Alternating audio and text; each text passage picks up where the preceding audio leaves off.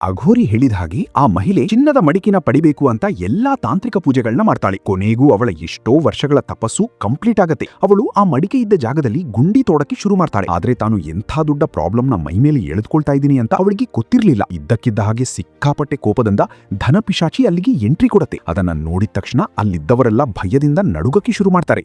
ದುಡ್ಡಿನ ಆಸೆಗೆ ಬಿದ್ದು ಅವರೆಲ್ಲರೂ ಆ ಪಿಶಾಚಿಗೆ ಬಲಿಯಾಗೋಗ್ತಾರೆ. ಆಕ್ಚುಲಿ ಸಾವಿರಾರು ವರ್ಷಗಳ ಹಿಂದೆ ಜನರಿಗೆ ತಮ್ಮ ಸಂಪತ್ತನ್ನ ಏಕೆ ಕಾಪಾಡ್ಕೊಳ್ಬೇಕು ಅಂತ ಗೊತ್ತಿರಲಿಲ್ಲ.